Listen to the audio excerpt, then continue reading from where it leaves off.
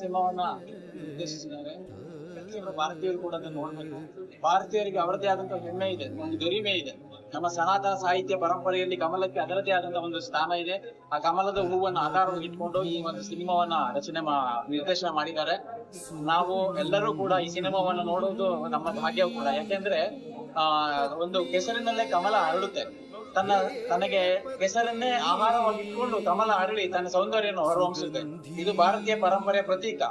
ಭಾರತದ ಪ್ರತಿಯೊಬ್ಬ ಮಕ್ಕಳು ಕೂಡ ನಮ್ಮ ಸನಾತನ ಧರ್ಮದ ಈ ತತ್ವವನ್ನು ಅಳವಡಿಸಿಕೊಂಡು ಅವ್ರು ಯಾವುದೇ ಪರಿಸರದಲ್ಲಿರ್ಲಿ, ಅವ್ರು ಯಾವುದೇ ಸಮಾಜ ವ್ಯವಸ್ಥೆನಲ್ಲಿರ್ಲಿ, ಯಾವುದೇ ಮೇಲೆ ಕೀಳುಗಳು ಯಾವುದೇ ಇದ್ರಲ್ಲಿದ್ರು ಕೂಡ ಕಮಲದಂತೆ ಅವರು ಹರಳಲಿಕ್ಕೆ ಇದು ಬಹಳ ಸಹಾಯ ಮಾಡುತ್ತೆ.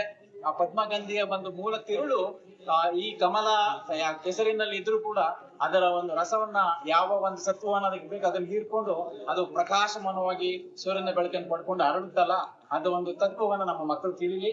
ಹಾಗಾಗಿ ಇವತ್ತು ಅಣ್ಣ ಸುಚೇಂದ್ರ ಪ್ರಸಾದ್ ಇದನ್ನ ಗುಲ್ಬರ್ಗ ಕಲಬುರಗಿ ನಗರದಲ್ಲಿ ವ್ಯವಸ್ಥೆ ಮಾಡಿದ್ದಾರೆ. ಹಾಗಾಗಿ ನಮ್ಗೆ ಬಹಳ ಹೆಮ್ಮೆ ಅನಿಸುತ್ತೆ. ಈ ಸಿನಿಮಾ ಬಗ್ಗೆ ಎಷ್ಟು ಕೂಡ ಮಾತಾಡಿದ್ರು ಕಷ್ಟನೇ. ಇಂಥ ಸಿನಿಮಾ ಆಗಿಂದಾಗ್ಲೇ ಬರ್ಬೇಕು. ನಮ್ಮ ಸನಾತನ ಸಂಸ್ಕೃತಿ, ನಮ್ಮ ಪರಂಪರೆ ಏನು ಅನ್ನೋದನ್ನ ನಮ್ಮ ಯುವ ಜನತೆಗೆ ಅವ್ರು ತಿಳಿಸ್ಕೊಡ್ತಾ ಇದ್ದಾರೆ. ಹಾಗಾಗಿ ನಾವೆಲ್ಲ ಭಾಗ್ಯವಂತರು ಕೂಡ ಅದನ್ನ ನೋಡ್ಬೇಕು. ಪ್ರತಿಯೊಬ್ರು ನೋಡಿ ಆನಂದಿಸಿ. ಎಲ್ರಿಗೂ ನಮಸ್ಕಾರ, ಒಳ್ಳೇದಾಗಲಿ. ಸಾಹೇಬರಿಂದಾಗಿ ಇವತ್ತು 2ನೇ ಪ್ರದರ್ಶನ ಆಗ್ತಾ ಇದೆ.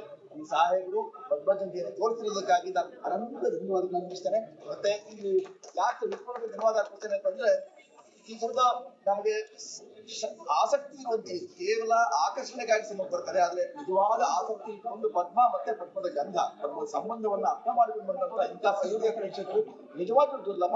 ಒಂದ್ಸತಿ ಅದು ತೋರಿಸ್ಬಿಡುದು. ಈ ಎಲ್ಲ ಪುಣ್ಯಾತ್ಮರು ಒಂದು ಇಲಾಖೆಯ ಬಂಧುಗಳು. ಹಾಗಾಗಿ ಇವರೆಲ್ಲರೂ ಪದ್ಮ ಬಂಧುಗಳು ಅಂತ ಹೇಳೋಕೆ